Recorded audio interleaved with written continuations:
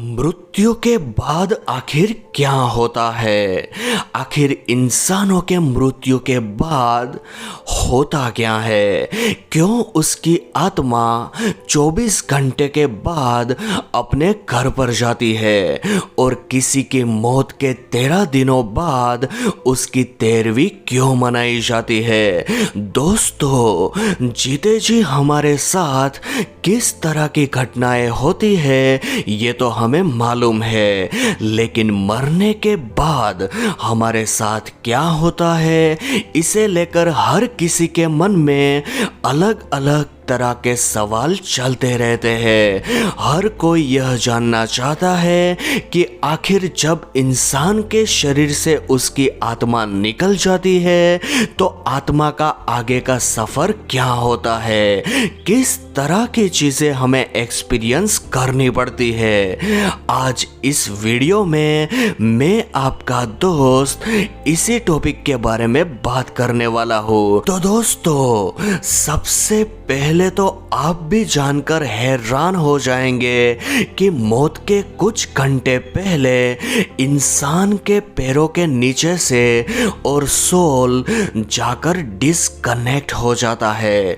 मतलब इंसान का धरती पर से कनेक्शन टूट जाता है, इसीलिए उसके पैर ठंडे पड़ जाते हैं। और हाँ, आपने कई बार यह चीज सुनी होगी कि मरने से पहले इंसान की पूरी लाइफ फ्लैशबैक में उसकी आंखों के सामने आ जाती है।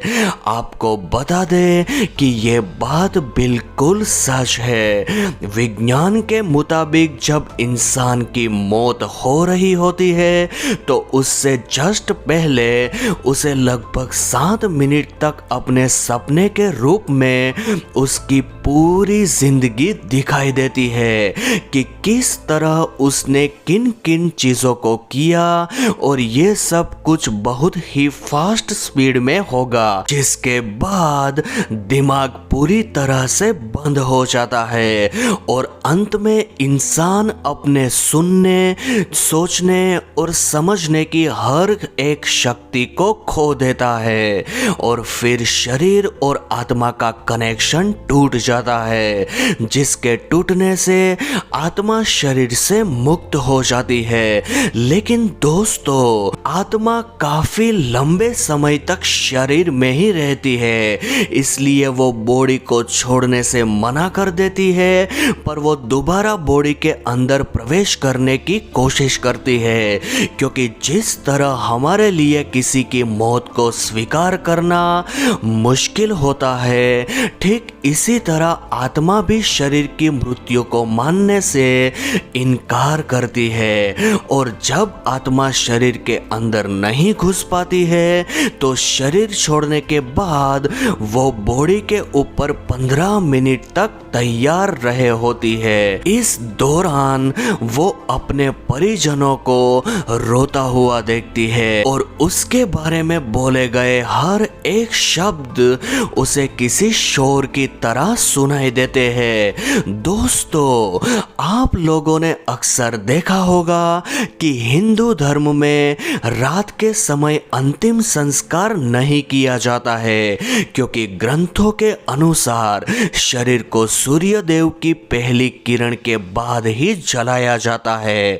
अगर किसी व्यक्ति का अंतिम संस्कार रात में किया जाए तो उसकी आत्मा प्रेत योनि में प्रवेश कर लेती है, जिसके बाद वो आत्मा प्रेत योनि में भटकती रहती है। दोस्तों, मृत्यु के बाद और अंतिम संस्कार के पहले शरीर को एक पल के लिए भी अकेला नहीं छोड़ा जाता है। अगर शव को रात भर घर में रखा जाए तो सभी परिजन रात भर शव की देखभाल करते और जागते रहते हैं। एक बार की बात है, एक गांव में शव को कुछ पलों के लिए अकेला छोड़ दिया गया था, जिसके बाद बाहरी प्रेतों ने शव पर कब्जा कर लिया और पूरा गांव जलकर खाक कर दिया। गांव में हनुमान जी का एक मंदिर था। भूत प्रेतों से भरी हुई बोड़ी जब हनुमान जी के मंदिर से गुजरी तो दो आत्माओं ने हनुमान जी की मूर्ति देखी और डरकर उस बोड़ी को छोड़ दिया। तब से लेकर अब तक कोई भी डेड बॉडी को अकेला छोड़ने की कोशिश कभी नहीं करता है, और अगर कोई ऐसा करता है तो अंतिम समय में दो यमदूत आते हैं और वो मरने वाले के साथ जैसा उसने पूरा जीवन लोगों से व्यवहार किया है, ठीक उसी तरह का व्यवहार उसके साथ भी होता है। जैसे कि मरने वाले इंसान ने अच्छे कर्म किए हैं तो वो आराम से अपने प्राण त्याग देता है, लेकिन अगर वो कोई पापी है तो यमदूतों की वजह से वो तड़प तड़प कर मरता है। जब इंसान पूरी तरह से मर जाता है तो उसकी आत्मा उसके शरीर से निकल जाती है, तो यमदूत उसे एक प्रकाशमयी गुफा से होते यमलोक लेकर जाते हैं। रास्ते में वैतरणी नदी पार करते हुए आत्मा को जाना होता है। यह नदी आग से लथपथ होती है। अब जिसने अच्छे कर्म किए हैं वो इस नदी को तो आसानी से पार कर लेते हैं, लेकिन अगर कोई पापी व्यक्ति हो तो उसे इस नदी को पार करते समय काफी दर्द झेलना पड़ता है।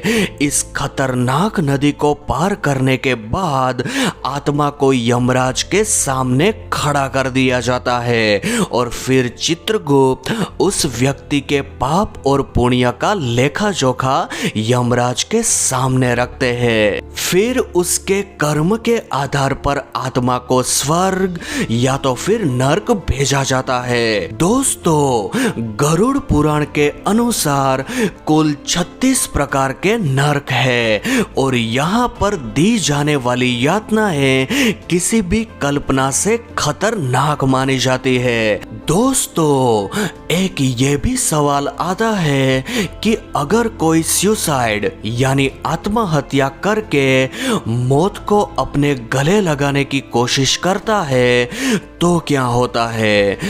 उसको और भी कठिनाई सहनी पड़ती है, क्योंकि उसने निर्धारित समय से पहले ही हार मान ली।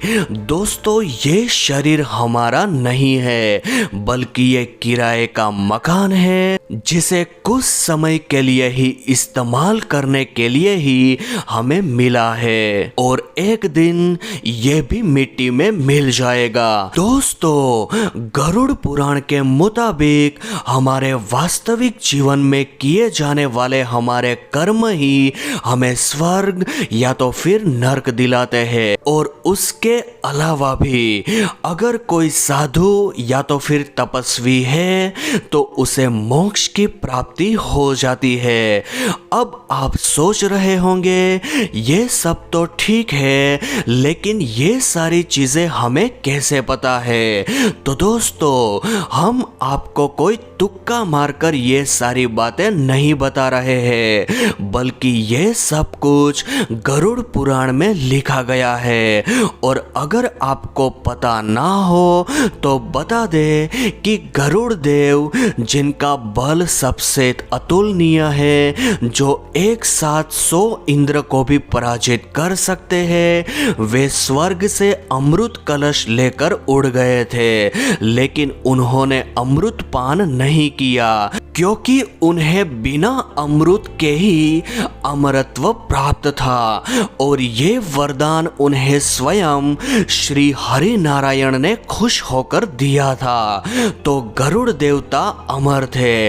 उन्होंने बताया कि मृत्यु के बाद क्या होता है, इसीलिए जिज्ञासा में उन्होंने श्री हरि नारायण जी से सभी सवाल किए और उन्होंने गरुड़ देवता को जो उत्तर दिया उसी से ही हम गरुड़ पुराण के नाम से जानते हैं। इसीलिए इंसान की मृत्यु के बाद की जितनी भी चीजें हैं उन सभी का पता गरुड़ पुराण से ही लग जाता है, जिसमें कही गई बातें स्वयं हरि नारायण द्वारा बताई गई है। दोस्तों, आप माने या फिर ना माने, लेकिन हमारा जो ये शरीर है वो हमने उधार लिया हुआ है। वो हमारा शरीर नहीं है, वो तो धरती माता की देन है। हमें उससे ही ये शरीर उधार मिला है और एक दिन हम जब मर जाएंगे तो इसी धरती को हमारा ये उधार लिया गया शरीर हमें लौटाना पड़ेगा। और चाहते या ना चाहते हुए भी हमें इस शरीर को छोड़कर और इस दुनिया के परे एक दूसरे आयाम में हमें जाना पड़ेगा।